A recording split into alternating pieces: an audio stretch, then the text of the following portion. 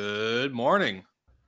Hello morning. from Mexico. I know. I'm in the sunshine, getting all, maybe having a margarita or two. Got a certain glow about you this morning. Yeah. It's the warm weather. What can I say? Well, yeah, next episode I'll probably do from the pool, but this one we're gonna do in the AC, just to not show off too much. But how's the week been? Everybody good, safe, sound? We understand. Well, you got to get a little tan before you take the shirt off. Got it. 100%. I don't want to blind you guys with that would get bad. This weekend was good. I went to Auburn basketball game. We won the SEC regular season championship. A lot of fun. We've got probably the number one prospect in the NBA draft next year. So heck yeah. It's good. Good times. Well, sweet. Ross, all is good? A bit chilling here. Yeah, no, bit chilling here. You can see it pretty when you go to a shopping center or whatever. When you go, you can see a lot of Ukrainian people, of course. I think it is like close to 1 million people across the border, so of course. But yeah, you can see a lot of people helping here. We had a pretty chill weekend. So good. Well, I'm excited this week for all our listeners live and post live. We're kind of covering everything in between, as the title says. We're going to talk a little bit about branding, Ukraine, and everything else in between. So there's going to be lots of random. Will, what's the word? Potpourri. Potpourri. I honestly like potpourri, but I don't know. Maybe my pronunciation is thinking. No, I'm just so used to seeing. I'm just used to seeing the potpourri things in the bathroom. Those are so. Yeah, we're real immature on this podcast, guys. Just kidding, but get you a dictionary. Give me a dictionary. I need a Spanish dictionary now because my English does nothing here. So that's always fun. But very excited. We're gonna cover a lot of stuff. So I think in the good old fashioned, I'm gonna do Startup of the Week first. Send it over to Ross, and then from Startup of the Week we'll get some grandma. So if you guys are ready to rock and roll, let's do it.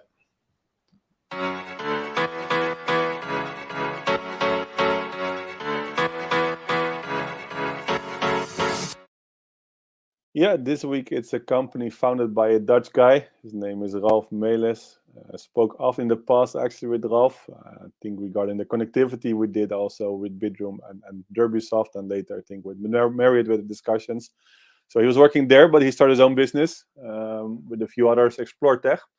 ExploreTech is actually a platform where you can search, find new vendors, new PMSs, channel managers, everything you're looking for as a new partner. So have a look. The website is exploretech.io. So I wish Ralph good luck with this new venture. I think they started a few weeks ago only. But if you're looking for a new vendor, have a look at exploretech.io. And good luck.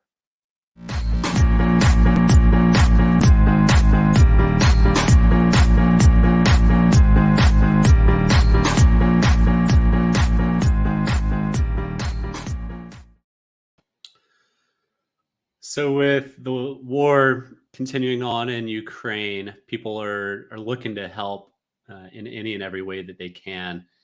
And if you haven't heard by now, which I'm sure most of you have, a really cool way of doing it is booking stays through Airbnb to local hosts in various Ukrainian cities. Airbnb said they're waiving the booking fee, so 100% of the money goes to that host. And it's a way to quickly get money and support in the hands of people still on the ground over there. So thought that was really cool.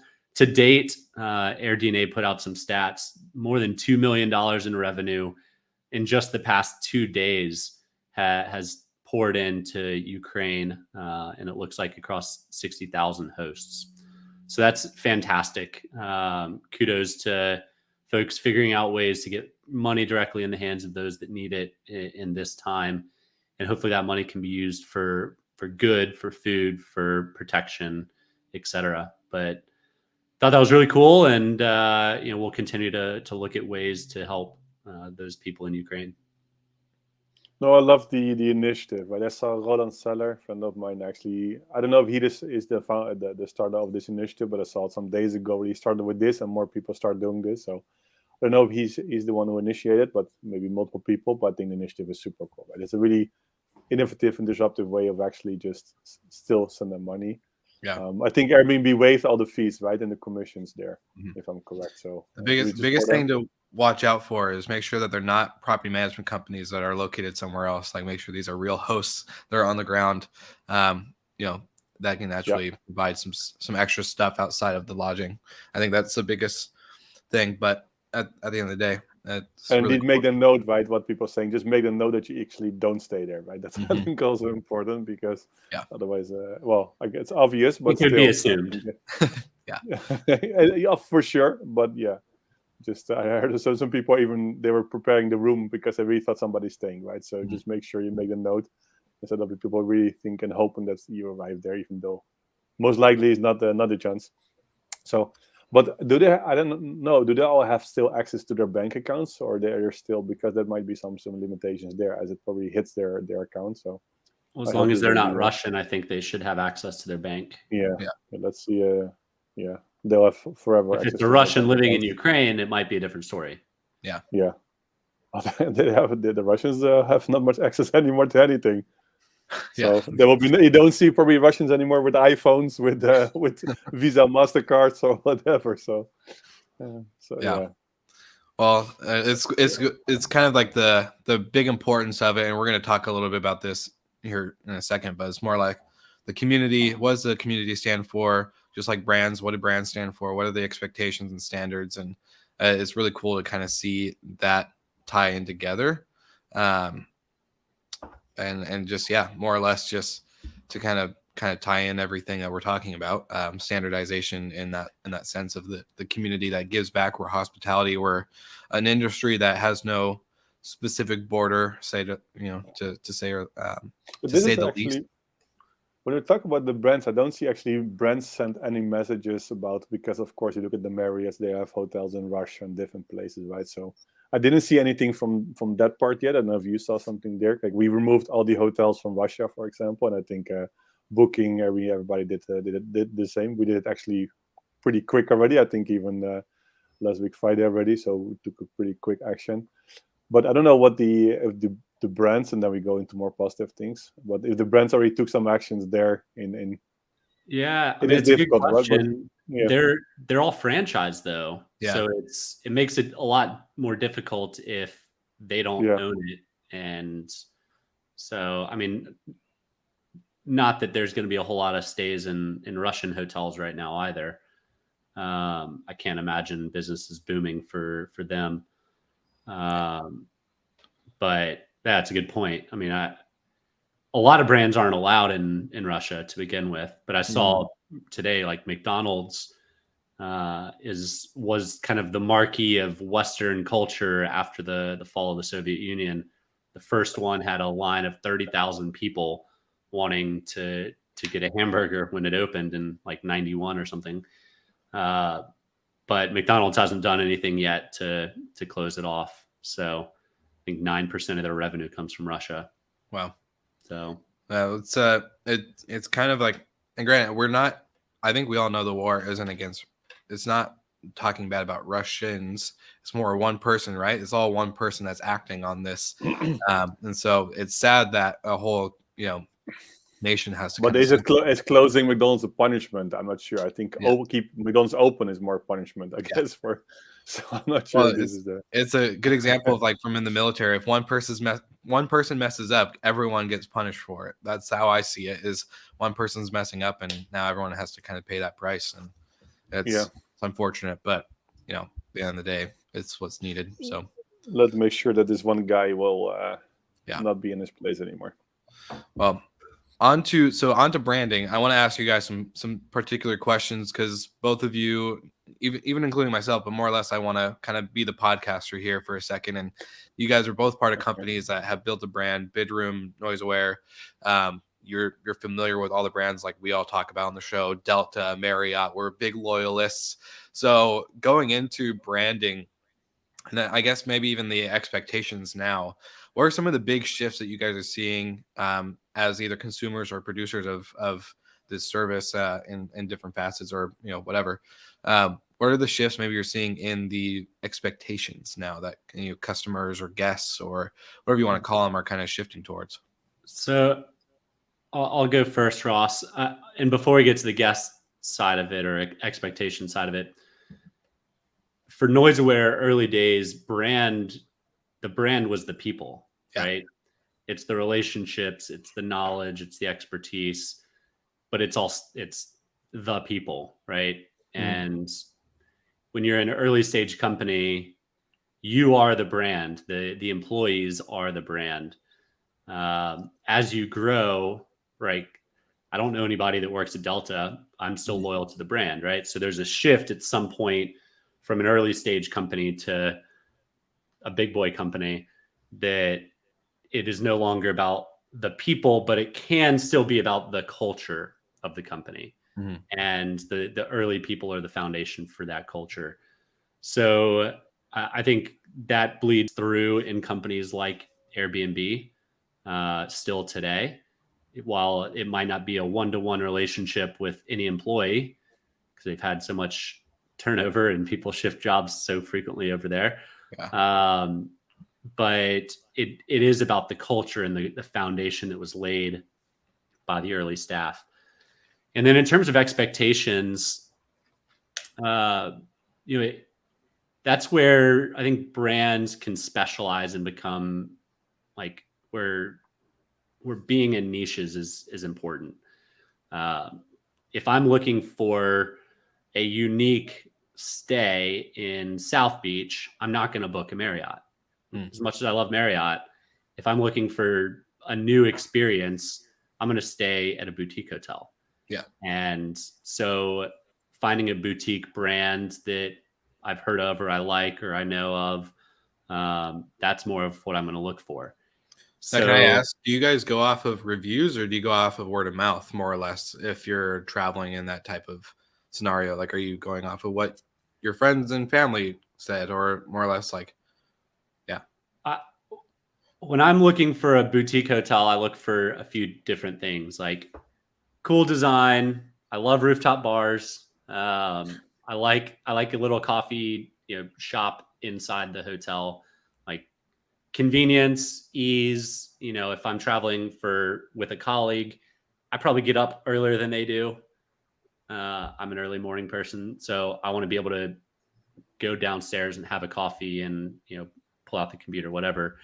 And I mean, a rooftop cocktail at happy hour or to end the night, like it's a lot of times these hotels, especially the boutiques, have some fantastic bars and people from the city go to them and hang out. So that's more of what I look for. Less, maybe it's word of mouth, maybe it's not, but I'm typically trying to seek those types of properties out. Cool. What about you, Ross? What are your thoughts? I think regarding the brand, I think it starts with the brand, and that's also what we did. If you see how Bidroom started, that's 6-7 years ago almost.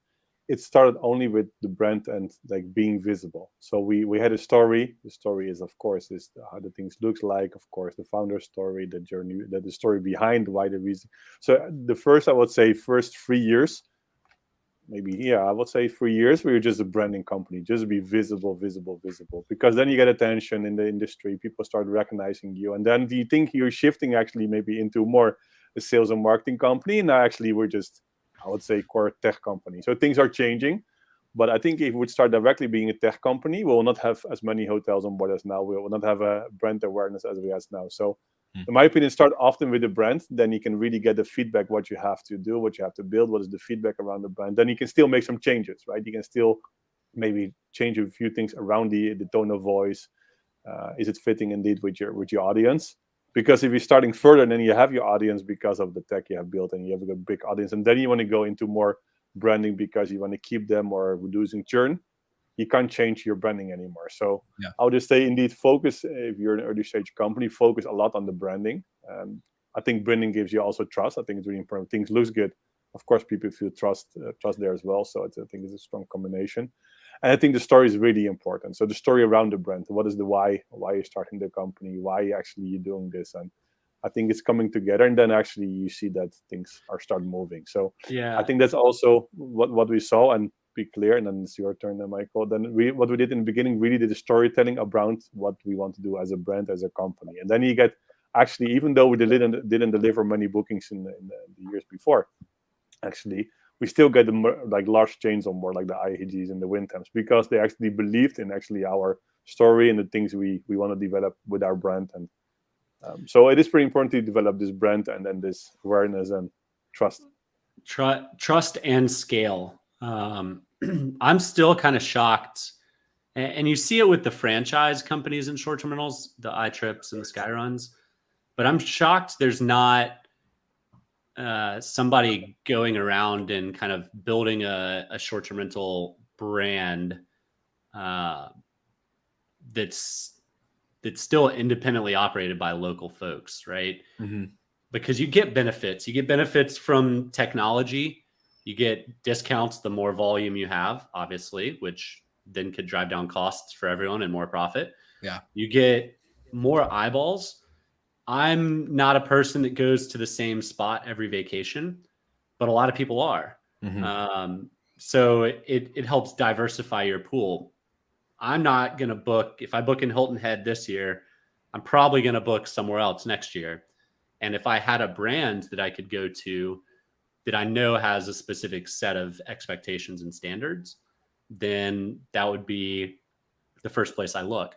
You're not getting standards on Airbnb or Booking or Vrbo. The consistency is hard. Yeah. They can't control it. It's not branded. This is why boutique hotels, oftentimes you find collections or soft brands, because that increases the number of eyeballs that can see it. It helps with tech play. There's a lot of leverage that they have with the OTAs at that point if they're representing 50,000 doors compared to 50. Yeah. Right. So there's a lot of big benefits, and just the brand itself, it's not that expensive. You're talking 5-6%, 7% for just the brand, and then a lot of these companies tag on a franchise tag or whatever. Mm-hmm. But that percentage, you can offset a 5% price difference and get all those benefits. I just want to say, I think if you're part of a brand in general, you can ask a bit higher pricing because you have specific standards, right? So I think also the conversion probably is higher as well. If I see two hotels which are available and one and the pricing is nearly the same, but one is it's a chain which and the other one you never heard about, most likely I would choose for the chain. Even though you think they're pretty similar, same rating, you probably still choose the chain. It must be good because they're part of something. So of course it doesn't always have to be, but it still is the impression what you have. And I think as well, what you said, if you have a good experience in one of the hotels which is part of a chain, next time he's like, hey, actually last time I had a good experience in Marriott, I will take another Marriott because last time it was good. So you have a different way of selecting your next stay. So I think that's also the repeating buying or booking has a huge impact there. And if there's no brand or there's no visibility, you have to start all over. So probably the person or the guest probably do much longer research on your property, and that's much more, that has to be convinced more than we just see the brand next to it. And I do believe, I'm a strong believer as well in just say soft brands, which is specific on a specific niche or a specific kind of, because you have a lot of brands. I would say if you're looking, for example, the Best Western, you see a lot of different kind of accommodations from business hotels to boutique to actually everything. There might be some value, but I think the strongest value if you're specialized in a specific like a specific niche. But if it could be boutique hotels or a specific kind of modern business hotel, design hotels or castle hotels, or even though if it's a specific niche, I think it's pretty strong, and you have the similar audience all the time. So I think you can target them much stronger as well. You don't go looking for a castle hotel and end up at a convention hotel, and vice versa. Correct. Right? When you're booking, you typically know more or less what you're looking for, and to find the big convention hotel in London, there's probably 50 of them, right? To find a castle an hour outside of London, there's probably 50 of them. They're just not easy to find. Yeah. So finding, being able to brand with probably what's not even your competitors, it's more of a collective than anything, where everybody wins. So yeah, I'm with you, Ross. Like I would prefer to stay with a soft brand or a collection than a true, fiercely independent, lone standing property, because there is that trust, and there's some bar of expectations and consistency required. Well, can I? Go Go ahead. ahead, Will. I was going to ask you guys 2 questions because you both kind of tapped into niches. So, like, is there a niche? Like, can you get too specific that it becomes almost impossible to be found? And then 2, for those independent brands that, they're independent boutiques that don't have a brand. They're not part of a big chain. They're not part of a soft brand, but they are operating professionally. They are providing killer service. Like, there are 5-star reviews across the board. Their staff is amazing. The quality of the linen is great. The food at the dining hall, the cocktail bar, whatever it may be, like, they're killing it. But how do they, like, get people like you, I guess, more or less, to see them for that great service rather than not a brand? But it's the same with like a spa hotel, right? If you're looking for, you just want to get a guide away, you just want to be 2 days in the spa with everything. So what people do, they go to whatever, to an OTA, they start searching, you just have all this shit out there, right? You're just searching for, and you just want to have treatments. Then you go to an OTA, you don't even see what kind of treatments you can do, or what kind of massage or whatever. So then it takes you hours and hours actually to find, okay, what is the right place to go? The only thing what you was like, I want to have a place, maybe 2-3 hours away from here, whatever, it's fine, where I can just spend my time and just have some treatments. You want to know what kind of treatments you can do. And this you can't find on the OTA. I think in that stage as well is okay, when you have specific standards, you have collective marketing, maybe you have even some benefits, maybe in group buying together, for example, for products. I think you have a huge advantage. And again, you're targeting the same audience, right? Yeah. So I do believe in those kind of niches. Could be ecotourism. Well, a good example, Castle hotels. You have a few of them. It's okay, this is a specific kind of niche. It does make sense to say, okay, you just have a brand around it. Yeah, because if you're brands looking were for a spa hotel, you're not going to stay in a hotel that doesn't have a spa, right? Like, No. just Normally not. No. and the filters on the OTAs aren't great.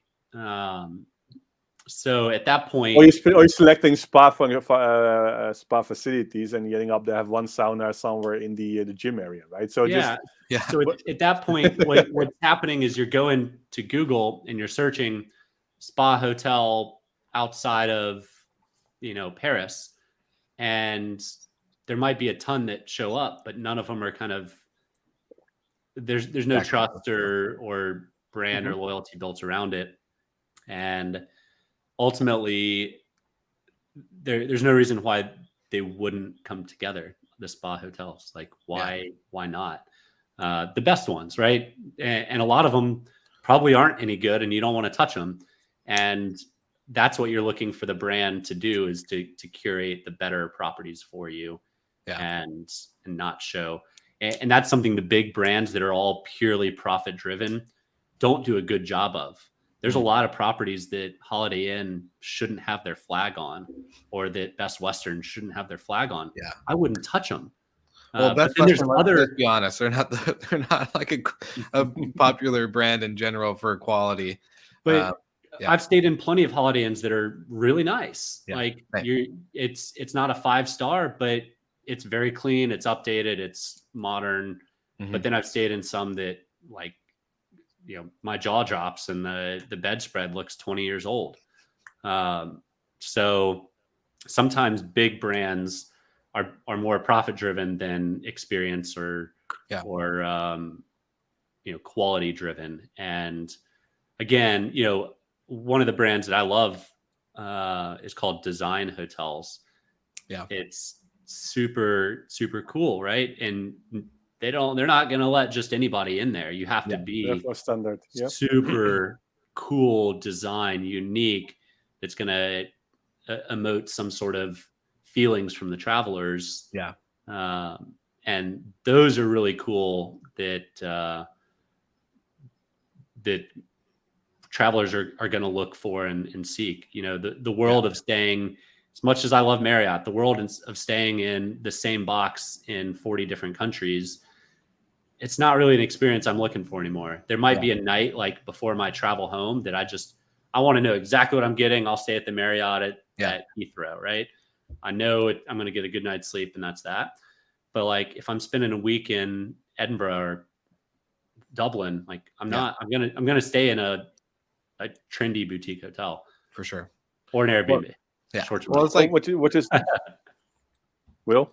I was gonna say it's just more or less like at the end of the day, like we do want that connection, whether you're a provider of accommodation or if you're a user of accommodation, we want that connection in the sense of the place we're staying, the location, or better word, destination. And then of course, you know, I think we're all guilty of it, whether you're on social media or not. Like we still like to take a couple pictures for friends and family, either for social media or even just for future in-person use. We like, I stay at this cool place. Are you place. a Gen Z, Will? I'm not Gen Z. I'm millennial. But you know, all in all, more or less, just to have that kind of that usage, I guess, if that makes sense. But it has to be Instagrammable. Yep. Well, I think what you started actually with the team and the culture, and I think it's also really important. And you don't see it a lot actually in the hospitality so far, but if you're looking, of course, everybody know Elon Musk is Tesla, right? Or SpaceX. So you have like the connection between the person. Of course, everybody knows Steve Jobs was the founder of Apple. You can continue like this. You don't see it a lot actually in the hospitality. Of course, we know who's the CEO of Booking, but it's not like he's not dedicated. He came later, so it's not like you have this directly. Okay, Kaufer maybe is a different story because he founded and is there on there's 20 years on the same place. Of course, everybody knows. Well, in the industry, Kaufer is the CEO of Trip. But you don't see with many new brands, they're really like a face connected to it. Maybe like Best Western in the UK, Rob was pretty visible there always as a CEO and on TV, or like really visible as a face as CEO of Best Western UK. But you don't see it in many other hotels so far. Of course, we saw a few of them. There's we're a face of the company. This is sometimes missing a bit in the hospitality space when you say, okay, there's a new brand or there's a brand, and there's a strong face actually being visible as being the CEO or leadership team. So maybe it's connected that there's not much founders actually, if you look at the big chains, right? Because eventually you see that some of them have been around for too long. That's probably the case. So, and there's not and the new leader isn't too visible. I think with the disruptors, yes, they're more visible as a founder. But this will be, I think, strong if you see some new brands appearing that actually they were starting this kind of startup approach, right? Is okay, the founders have a story, why they're starting this, I started also my conversation with this why part. I think it's important as well if you're starting a new brand to be really visible there as a team and as a founding team.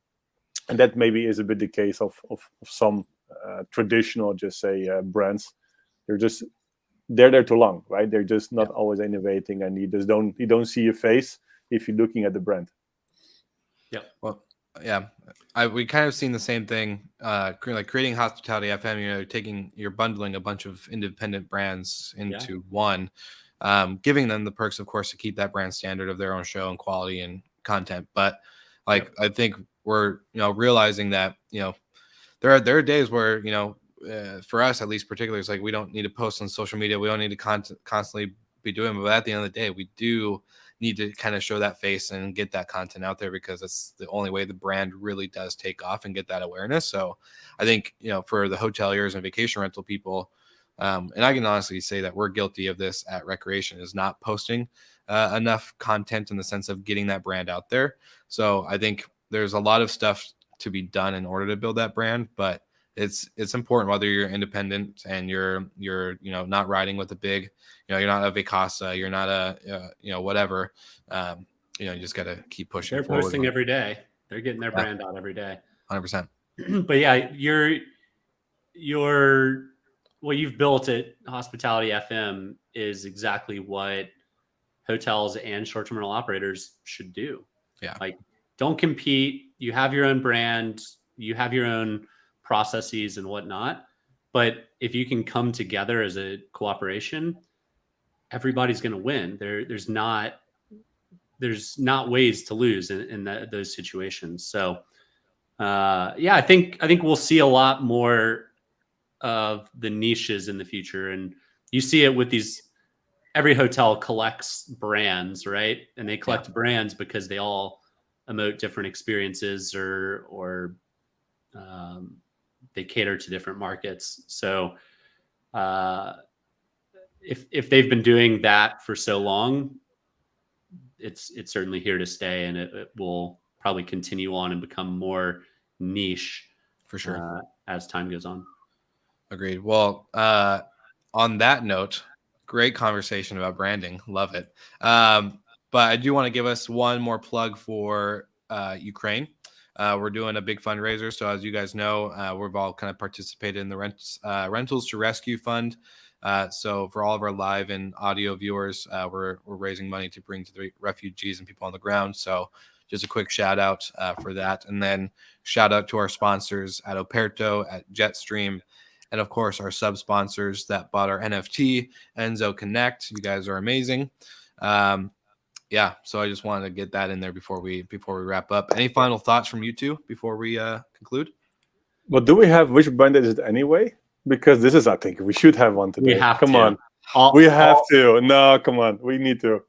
I'll pull it up. Okay. All right. Well, we'll let Golden take control of this one. I always want to say Michael. I'm like, we'll let Michael take control, but no one listening is gonna know what one. So yeah, we'll let Golden take control here of this. Whose brand is it, anyways? And I'll promise next week I'll be prepared with one. Yeah, it's unacceptable. Come on, especially for this this morning. episode. I was having a late start this morning. Just had to get my coffee and wake up, and all this flying and travel is kind of okay. Here's one. Okay. Tempo. Yep. Tempo. Hilton. Tempo. Do you have a logo that you can share? Yeah, if you give me a second, I can pull it up. I'm gonna guess if Ross says Hilton. Oh, I'm gonna say it's gotta be one of those. It's gotta be Hilton, Hyatt, Marriott. I'm gonna say Hyatt. I'm just gonna say Hyatt. Ross wins again. This guy knows his hotel brands. Damn. All right. Good job, Ross. Couldn't get a logo fast enough. It's all good. All good. All right. It's going to be one of those. But yeah, good episode, guys. Do we have like a ranking somewhere? Because it will be. I never won something in my life, so maybe you win, Michael. There's so many things I can keep track with. Can we just make a trophy? The Hospitality FM Guest of the Week, Brent, whose one is anyway winner of 2022. Whatever, just bring some. You could lose the next 10 weeks and you'll still be the winner. Yeah, probably. Seriously. Well, awesome. Great episode, guys. And everyone who tuned in live, thank you so much. Anyone who's listening to the show afterwards, good morning and I guess good night.